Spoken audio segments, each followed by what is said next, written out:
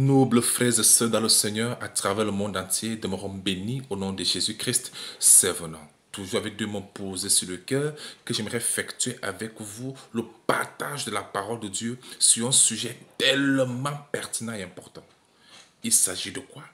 Il s'agit de tout savoir sur le jugement de Dieu et sur les différents types de jugements de Dieu. Tout savoir sur le jugement de Dieu et les différents types de jugement de Dieu. Amen. Commençons par la définition du mot jugement.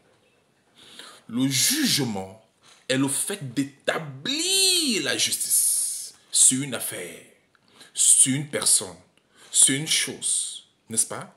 Soit pour justifier, soit pour condamner sur la base de la parole de Dieu.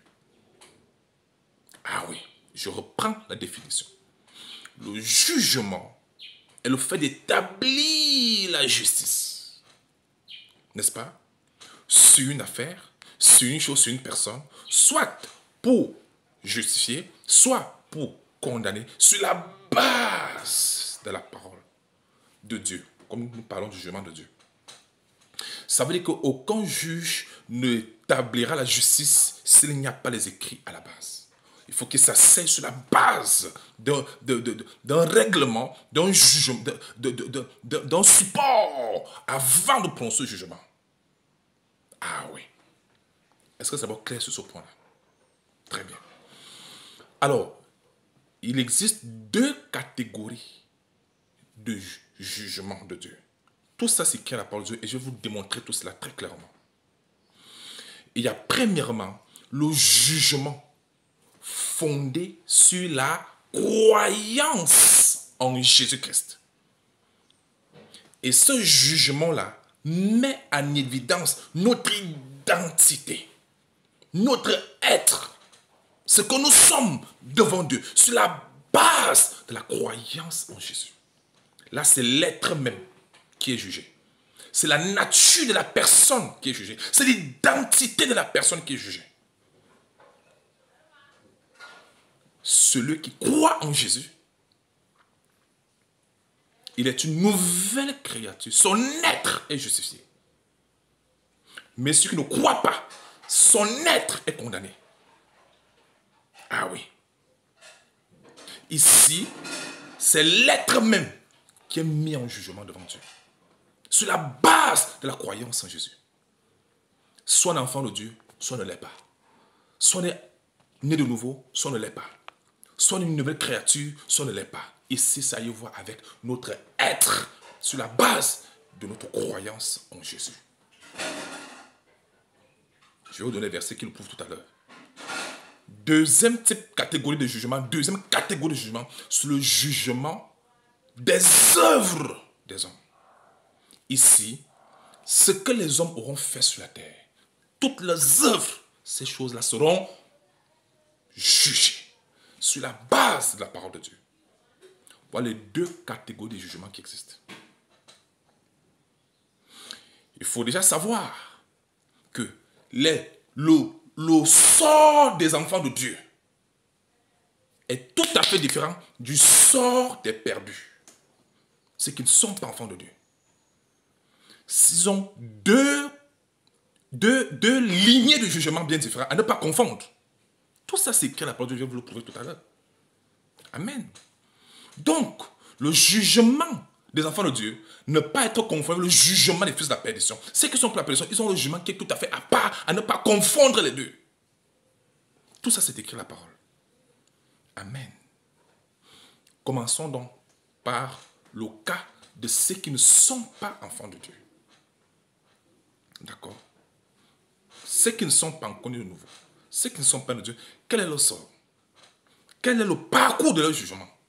C'est à partir de là que nous allons commencer aujourd'hui. Nous prenons d'abord Jean 3, le verset 16. Il est écrit.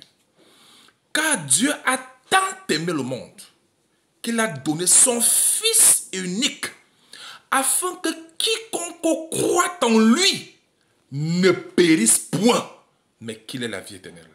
Remarquez, afin que quiconque croit en lui ne périsse point. C'est vrai que le fait de périr dépend de notre croyance en Jésus. Quiconque ne croit pas en Jésus court le risque de périr. C'est ça la base du jugement. Dieu a tant aimé le monde. Il a donné son Fils unique afin que quiconque croit en lui ne périsse point. C'est-à-dire que celui qui ne croit pas, il périt. Mais quelle est la vie éternelle? Celui qui croit. Le verset 17. Dieu en effet n'a pas envoyé son Fils dans le monde pour qu'il juge le monde, mais pour que le monde soit sauvé par lui. Donc quand Christ était venu, ce n'était pas pour juger, c'était pour offrir la grâce, l'opportunité à tout le monde d'être sauvé. Par son sacrifice à la croix. Est-ce que c'est bon?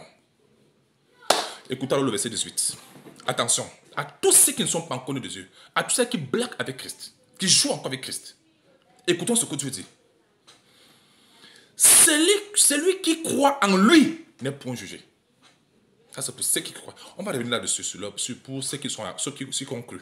On verra pour eux tout à l'heure là. Je suis encore sur ceux qui n'ont pas encore cru. Ceux qui n'ont. Regardez les risques qui sont en train de courir. Celui qui croit en lui n'est point jugé. Mais celui qui ne croit pas est déjà jugé. Pas qu'il sera jugé. Hein. Non, il est déjà jugé présentement. Là. Donc son être est déjà jugé. La version se met dit condamné. Et pourquoi est-il condamné? Il dit parce qu'il n'a pas cru au nom du Fils de Dieu. Voilà ça. Il est déjà jugé parce qu'il n'a pas cru au nom du Fils unique de Dieu. Ne pas croire en Jésus-Christ, l'être de la personne qui ne croit pas, sa nature, son identité est déjà jugée. Est déjà condamné. La version ne se met pas de condamnation claire. Est déjà condamné, c'est clair.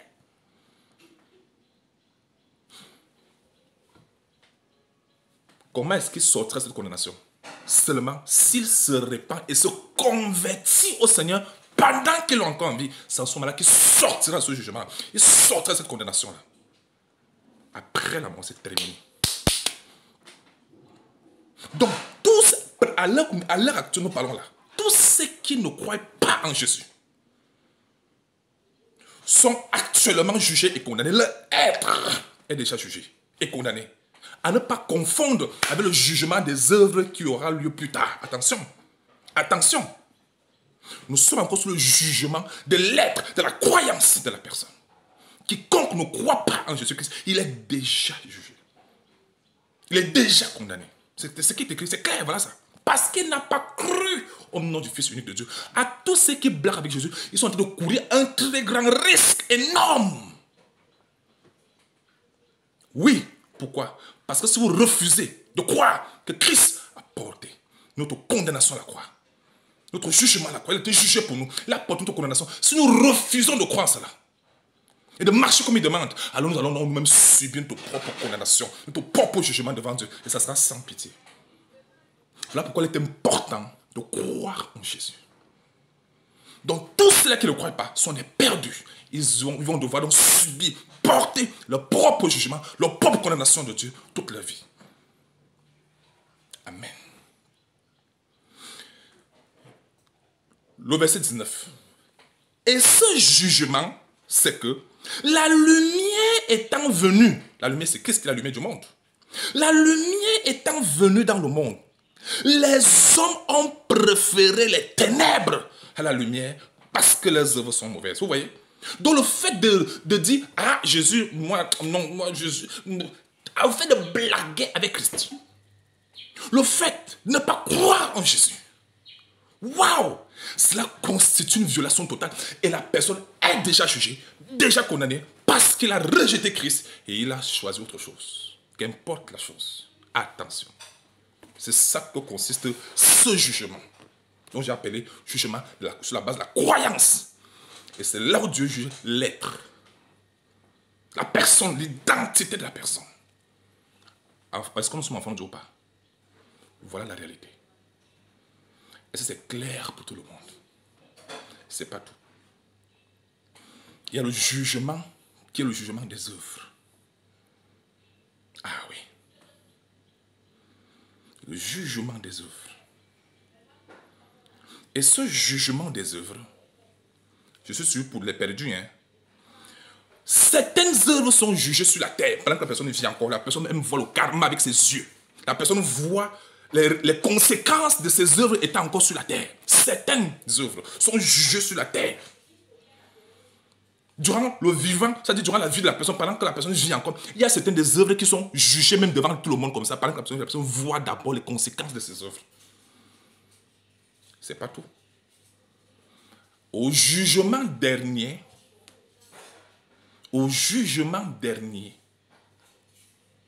après 1000 ans, quand Satan sera mis en prison, n'est-ce pas, et au sortir de là, et puis Gog et Magog, tous vous connaissez, au bout de 1000 ans, la Bible dit que ceux-là, quand au jugement dernier, ce sont les morts qui seront jugés, c'est-à-dire que les perdus, ce sont eux qui seront jugés en ce temps-là. Pas les enfants de Dieu, attention. Je vous le prouve tout cela. Apocalypse, pour vous prouver ce que je suis en train de dire, chapitre 20. Le verset 11. Puis j'ai vu un grand trône blanc. Et celui qui était assis dessus, la terre ou le ciel s'enfuit devant sa face. Il ne fut plus trouvé de place pour eux. Ce que Jean avait vu ici confirme ce que Jésus lui-même avait annoncé quand il était sur la terre. Dans Matthieu chapitre 25, du verset 31. On peut lire. Jésus, quand il était sur la terre, a déclaré, Matthieu 25, 31, lorsque le Fils de l'homme viendra dans sa gloire, avec tous les anges, il s'assiera sur le trône de sa gloire. C'est la même chose que Jean avait vu justement dans le livre de l'Apocalypse. C'est ça qu'il avait vu.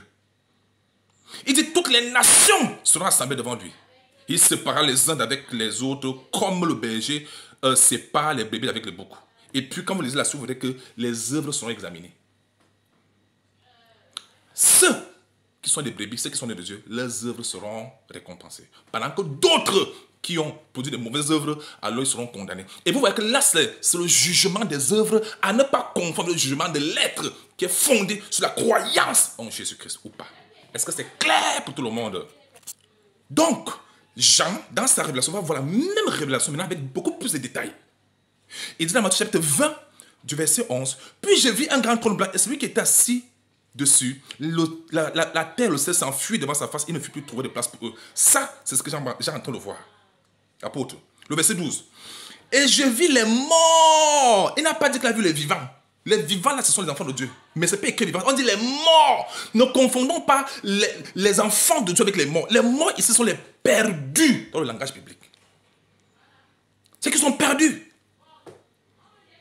Ah oui. Les enfants de Dieu, Dieu n'est pas Dieu des morts pour commencer. Ce sont Dieu des vivants. Tous les enfants de Dieu, qu'on voit que leurs corps sont morts là, ils sont vivants dans le royaume de Dieu, en Christ. Ça, il faut le savoir. Parce qu'ils sont assis dans le lieu céleste en Jésus-Christ spirituellement. Ephésiens 2, verset 6. Pourquoi cherchez-vous parmi les morts celui qui est vivant? Les enfants de Dieu sont des vivants. Quel est le verset qui prouve que ce sont les enfants de Dieu? Ce sont les morts vraiment. Jean 5, 24. Écoutons ce que vous avez dit dans Jean 5, le verset 24, pour montrer que ce sont les enfants de Dieu, non pas, ce sont les morts vraiment. On va le lire tout à l'heure. Le verset 24. En vérité, je vous le dis, celui qui écoute ma parole et qui croit en celui qui m'a envoyé a la vie éternelle et ne vient point en jugement. Il ne vient point en jugement. Il est passé de la mort à la vie. Pas qu'il va passer. Un enfant de Dieu est déjà passé de la mort à la vie. Il ne vient point en jugement. Donc le jugement qu'on voit dans l'Apocalypse chapitre 20 là, ce n'est pas le jugement qui concerne les enfants de Dieu. Les enfants de Dieu auront leur jugement après qu'on va voir tout à l'heure. Ce n'est pas de ça que nous parlons. Nous parlons du jugement des perdus, les morts. Les perdus. Ceux qui n'ont pas eu la vie éternelle. Et je vis les morts, les grands et les petits, je suis au verset 12 dans l'Apocalypse 20, qui se tenaient devant le trône. Des livres furent ouverts. Et un autre livre fut ouvert, celui qui est le livre de vie. Et les morts furent jugés selon leurs œuvres, d'après ce qui est écrit dans ces livres. Montrant ici que les grands livres que vous voyez là, les livres là, dans ces livres-là, les œuvres de chacun de ces perdus-là étaient décrites. Est-ce que c'est bon? Donc il y avait des livres. Là-bas, les gens pensent que en ce jour-là, les gens vont chercher à jouer les avocats. Ou bien chercher les avocats. Non, vous n'aurez pas droit à la parole. Les gens ne vont pas se justifier là-bas. Les gens qui pensent qu'ils vont se justifier de nos jours sont en train de perdre leur temps. Ce ne sont pas les gens qui vont parler là-bas. Ce sont les livres qui vont parler. Ce que les gens ont écrit, ce qui a été écrit pour tout le monde. Je n'ai pas de perdu ici. Donc, les livres furent ouverts et chacun fut, les œuvres, chacun fut jugé d'après leurs œuvres. Donc, étant sur la terre, ils ont été jugés par rapport à leur être, par rapport à leur croyance. Ils n'ont pas cru en Jésus, donc ils sont condamnés, ils sont jugés. Ça, c'est le jugement de la croyance. Maintenant, c'est un autre jugement qui concerne les œuvres. Les œuvres. D'après ce qui est écrit. Amen. Il dit chacun fut jugé. Les gens pensent qu'on laisse se justifier devant Dieu. Les gens n'iront pas se justifier devant Dieu au dernier jour. Jamais. Au jugement dernier, jamais. Ce sont les livres qui vont parler là-bas.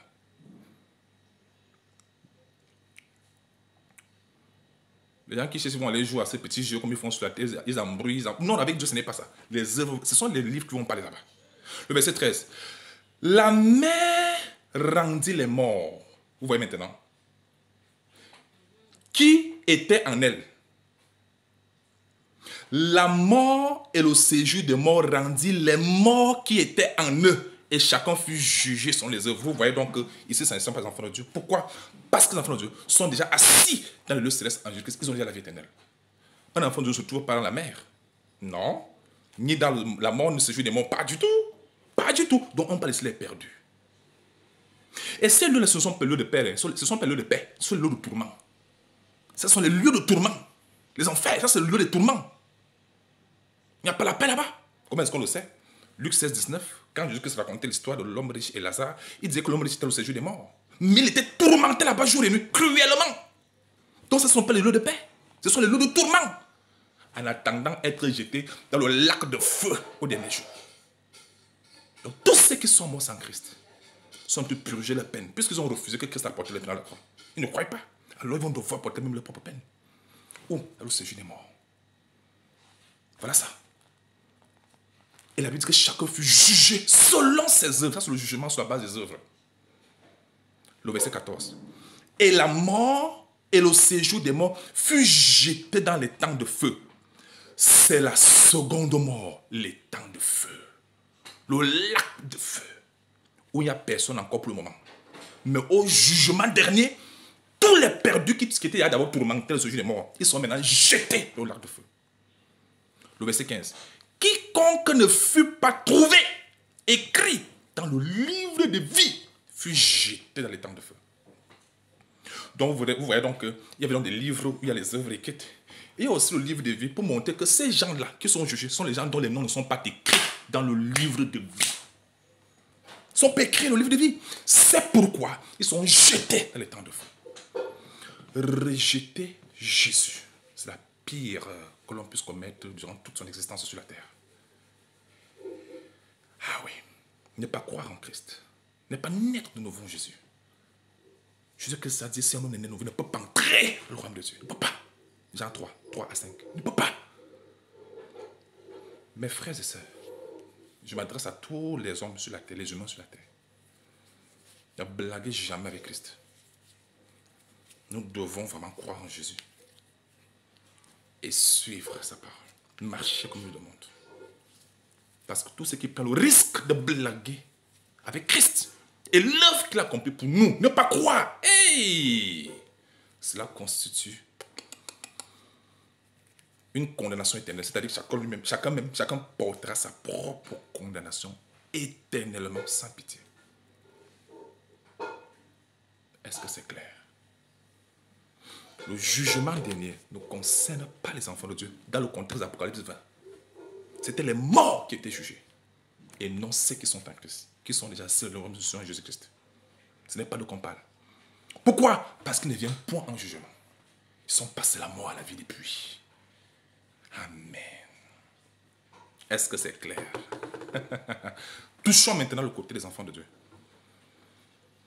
Est-ce que vous savez que le jugement, la croyance, les enfants de Dieu sont justifiés? Tu vas me dire, comment ça? Eux aussi ne seront pas jugés. Non, non. Parce que Christ a porté leur jugement et leur condamnation à tous les croyants. Christ a porté notre jugement et notre condamnation. Il a été jugé pour nous et condamné pour nous. Il a porté toute condamnation à la croix. Afin que toi et moi, ou tous ceux qui croient du moins, soient justifiés. Amen. Christ est mort, il a été livré pour nos péchés. Il est ressuscité pour notre justification. Jean 5, le verset 24, comme je vous ai lu tantôt, Jean 5, 24. En vérité, je vous le dis, c'est là que Jésus est en train de jurer par lui-même. Celui qui écoute ma parole, qui croit en celui qui m'a envoyé, a la vie éternelle. Pas qu'il aura, il a déjà la vie éternelle. Et ne vient point en jugement. Vous avez entendu Jésus-Christ. Il dit ne vient point en jugement. Donc le jugement, comme de lire, les autres ne sont pas là-dedans. Parce qu'il est passé de la mort à la vie. En Christ. Jean 3. Hey, le passage ici me plaît tellement. Le verset 18. Celui qui croit en lui n'est point jugé. Donc en matière de jugement de la croyance, nous ne sommes pas jugés. Nous ne le sommes plus en fait. Parce que Christ a été jugé pour nous. Christ a été condamné pour nous. Il a porté notre condamnation à la croix. Et afin que nous devenions des justifiés en Jésus-Christ. La Bible appelle ça, afin que nous devenions à lui justice de Dieu. En Corinthiens 15, verset 21. 2 Corinthiens 5, le verset 21. 2 Corinthiens 5, verset 21. Que déclare Romains 5, le verset 1? La Bible dit, mon Dieu, étant donc justifiés par la foi, c'est-à-dire déclarés justes par la foi, nous avons la paix avec Dieu. Ah, c'est pour les croyants. Nous avons la paix avec Dieu. Par notre Seigneur Jésus-Christ. Sur la base du jugement de l'identité, de la croyance, un enfant de Dieu a été justifié par Christ. Amen. Romains 8, 1. Il n'y a donc maintenant aucune condamnation pour ceux qui sont en Jésus-Christ. Eh bien, mais ce n'est pas notre faute. C'est nous avons cru en Christ. Ce sont les privilèges que nous jouissons en Christ. Amen. Et il revient à chacun de croire, bien de ne pas croire. Hein. Mais nous croyons. Voilà les privilèges, les prérogatives qui nous sont octroyées en Christ. Octroyées, données gratuitement en Christ. Amen. Maintenant, enfant de Dieu, toi qui as été justifié en Christ, ne seras-tu pas jugé au dernier jour? Ne seras-tu pas jugé? Maintenant, c'est vrai, tu es assis, nous sommes assis dans le lieu céleste en Jésus-Christ. Amen. Nous avons eu la vie éternelle, c'est vrai. Nous avons été bénis, toutes sortes de bénédictions en Jésus-Christ, oui. Le salut est éternel et défini. Est éternel et garanti, gloire à Dieu. Mais ne serons-nous pas jugés au dernier jour? Et le cadet de nos œuvres alors.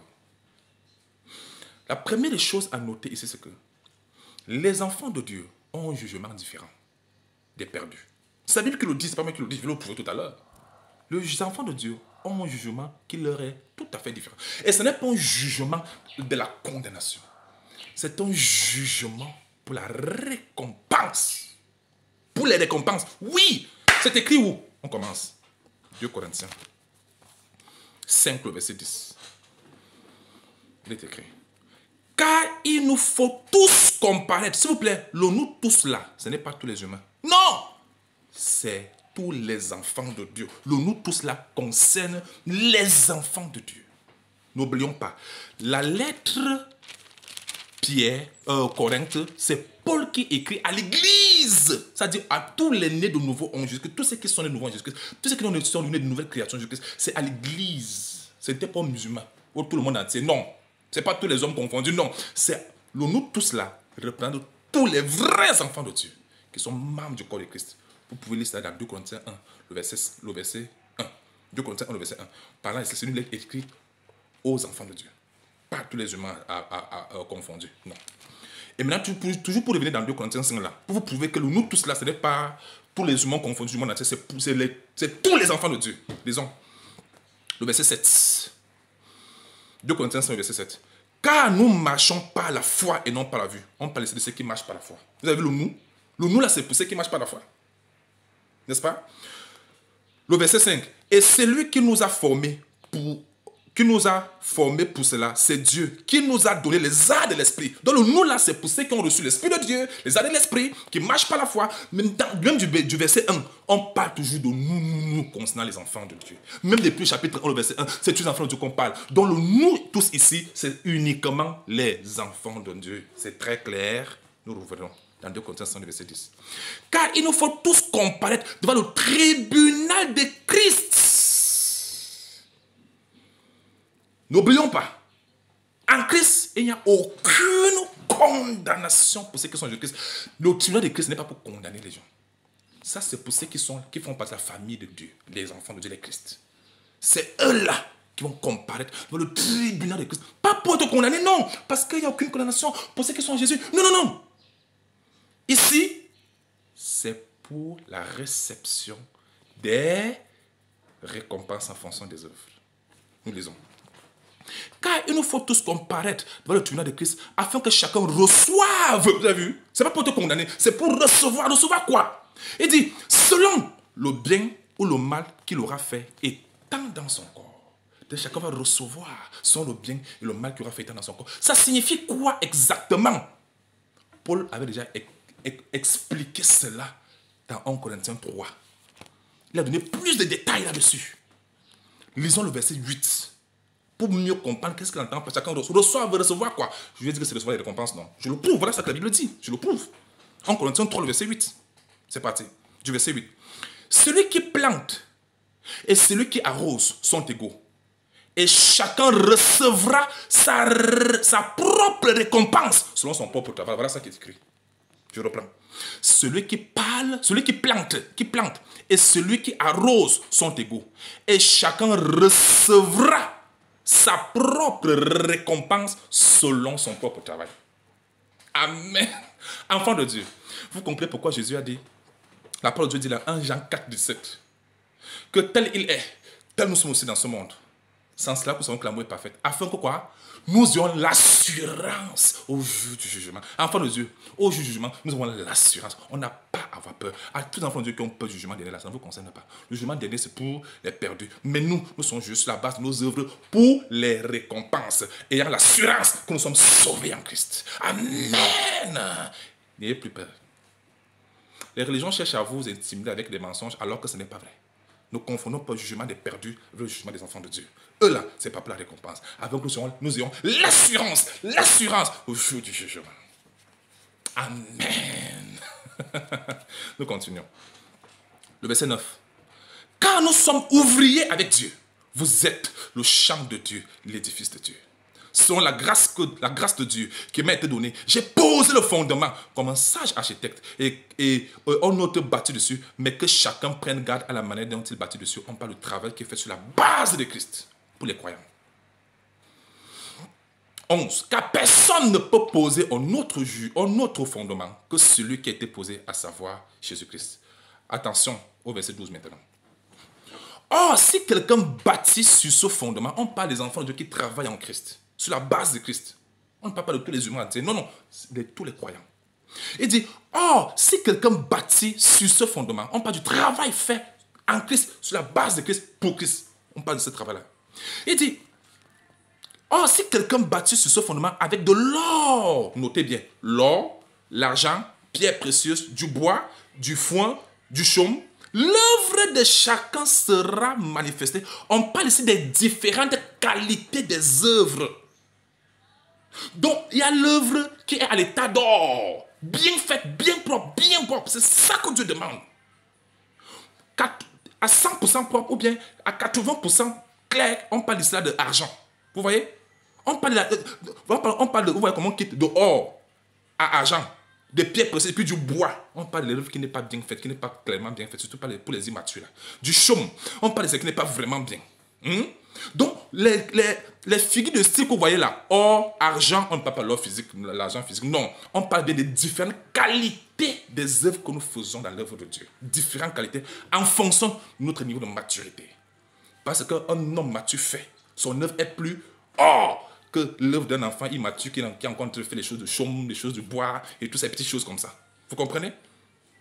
Montrez ici que tout ce qu'on fait pour Dieu, Dieu va juger cela. Est-ce que c'est bon? D'accord? Donc vous voyez ici là qu'en réalité, on parle ici des différentes qualités des œuvres que nous faisons en Christ. Sur le fondement qui est Christ. Est-ce que c'est bon? Voilà pourquoi. Et ce n'est pas tout. Continuons d'abord. Continuons d'abord. Il dit, l'œuvre de chacun sera manifestée. Et c'est vrai. Le verset 13. Car le jour la fera connaître, parce qu'elle se relèvera dans le feu. Et le feu éprouvera ce qu'est l'œuvre de chacun. Le feu dont on parle là, c'est un peu le feu de la cuisine. C'est un peu le feu du bois. Le feu là, c'est la parole de Dieu. Montrant ici que chaque œuvre faite sera examinée à la lumière de la parole. Sera mesurée sur la base, sur la balance de la parole. Pour voir si c'est correct. Si c'est de l'or, une œuvre or ou argent, ou bien c'est juste du chaume et tout ça, on verra. Voilà. Donc, quand on dit que sera éprouvé par le feu, on parle ici des œuvres qui sont examinées sur la base de la parole de Dieu. C'est ça le jugement, non? Non, juste la base de la parole. Jésus le disait encore davantage. Dans Jean 12, 48, que celui qui me rejette et qui ne reçoit pas mes paroles a déjà son juge. Et c'est la parole que j'ai annoncée. C'est elle que le jugera au dernier jour. Montrant ici là que chaque œuvre sera examinée sur la base de la parole pour voir si elle est correcte ou pas. C'est de l'or, c'est de la bonne qualité, c'est de la mauvaise qualité. C'est de ça qu'on parle ici. Est-ce que c'est bien clair? Et il dit maintenant, le verset 14, si l'œuvre bâtie par quelqu'un sur le fondement subsiste, c'est-à-dire après avoir examiné la parole, on voit que c'est bon, la Bible dit, il recevra une récompense, vous avez maintenant vu. Dans le tribunal de Christ, ce n'est pas pour condamner les gens, c'est pour la réception des récompenses, sur la base des bonnes œuvres correctes. Et au verset 15, il dit, si l'œuvre de quelqu'un est consumée, c'est-à-dire c'est du genre du bois, ou bien le chaume, ou des trucs comme ça, il dit que si l'œuvre de quelqu'un est consumée, c'est-à-dire après avoir examiné l'œuvre, on se rend compte que ça n'a pas de la parole, c'est le mal, c'est pas bon. Il dit, si l'œuvre de quelqu'un est consumée, ça veut dire que ça n'a pas été approuvé. La Bible dit, il perdra sa récompense. C'est vrai. Donc, si on n'a pas bien fait les choses correctement, on perdra la récompense. Pas perdre le salut. Parce que nous sommes sauvés. La preuve va dire que pour lui, il sera sauvé. Mais comme à travers le feu. Vous voyez, il est sauvé. C'est pas comme si nous ne confondons pas le salut avec les récompenses. Donc il y a beaucoup d'enfants de Dieu qui reçoivent. Il y a certains enfants de Dieu qui reçoivent plus de récompenses que les autres en fonction de la qualité des œuvres qu'on aura faites pour la gloire de Dieu. Voilà pourquoi Dieu demande donc que nous travaillons de mieux en mieux. Voilà pourquoi, enfants de Dieu, notre travail sur la terre, c'est d'améliorer nos œuvres tous les jours pour qu'elles soient plus meilleures, qu'elles soient plus or, plus argent, et non qu'elles soient du bois, du chaume. Non. Voilà pourquoi Paul a dit, travaillez de mieux en mieux à l'œuvre du Seigneur. Perfectionnez-vous. Voyez-vous, même en Corinthiens 11, 32 dit, quand nous sommes jugés, parce que Dieu nous juge chaque fois, n'est-ce pas? C'est-à-dire qu'il examine nos œuvres pour nous corriger. Il dit, nous sommes châtiés par le Seigneur afin de ne pas être condamnés avec le monde. Afin de ne pas être condamnés avec le monde. Un enfant de Dieu veille sur ses œuvres pour qu'il fasse des choses mieux. Chaque enfant de Dieu doit se soucier à faire des choses mieux qu'il les faisait hier. C'est de ça qu'il s'agit. Amen. Nous devons faire des choses mieux. Travaillons de mieux, perfectionnons-nous pour leur demander de nous perfectionner. Faisons les choses mieux, bien, pour que ça soit meilleur, pour que ça soit de la bonne qualité. N'est-ce pas? Parce que nos œuvres dépendent du niveau de maturité, notre croissance dans le Seigneur, le niveau de foi. Voilà pourquoi nous devons nous améliorer, nous perfectionner. Dieu veut travailler, Dieu change nos œuvres.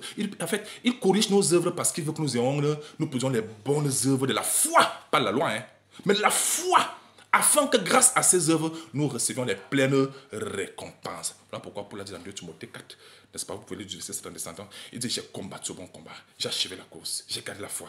Il dit désormais, la couronne de justice m'est réservée, n'est-ce pas? Me sera donné, pas seulement à moi seul, mais à tous ceux-là qui attendent l'arrivée du Seigneur. Montrant ici que Paul était conscient que sur la base, d'abord lui m'a dit que j'ai travaillé plus que les autres apôtres. Il a travaillé, puis maintenant nous devons travailler davantage. Amen. Voilà pourquoi quand l'enfant de Dieu fait ce qui est mal, Dieu le corrige rapidement. Parce que Dieu veut que son œuvre soit mieux, meilleure, afin de recevoir une pleine récompense. Vous voyez maintenant le privilège que nous avons en Jésus. Enfant de Dieu, nous avons l'assurance au jour du jugement. Nous n'avons pas à avoir peur du jugement dernier. Non. Non, nous sommes déjà sauvés en Christ. Amen. Nous avons la vie éternelle. On est assis le céleste en Jésus-Christ.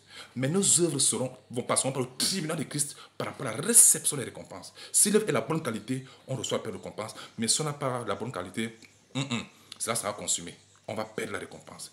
Dieu, connaissant cela, voilà pourquoi il veut que tout enfant de Dieu s'améliore sur la terre, sur la base du travail qu'il fait pour Dieu.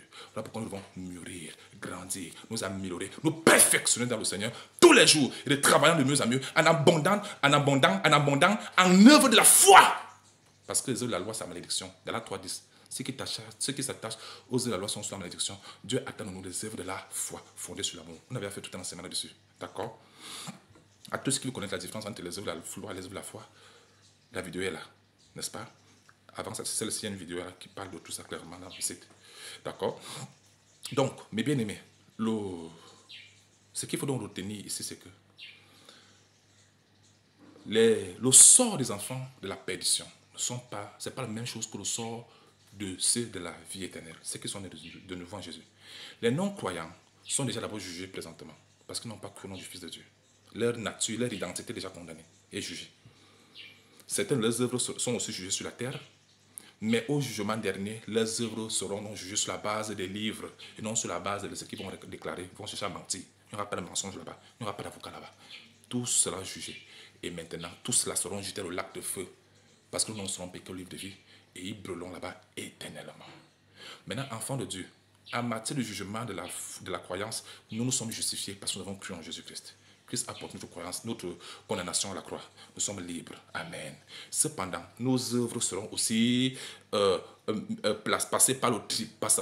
œuvres passeront par le tribunal de Christ pour les récompenses. Les œuvres de la bonne qualité seront récompensées et les œuvres de mauvaise qualité qui ne sont pas bonnes, qui sont immatures, qui ne glorifient pas le Seigneur, ces œuvres seront, la personne perdra sa récompense. Pas perdre le salut, parce que nous sommes tous sauvés en Jésus-Christ. Donc au dernier jour, les gens seront plus récompensés que les autres, plus les enfants de Dieu, pendant que d'autres périront à jamais à le séjour dans le lac de feu éternellement. Est-ce que c'est bon? Information. Enfant de Dieu, améliore-toi dans le Seigneur tous les jours afin que tu puisses produire à Dieu des œuvres dignes de la gloire de Dieu pour obtenir ainsi une meilleure récompense au jour du tribunal de Christ qui nous concerne les enfants de Dieu. God bless you. Amen.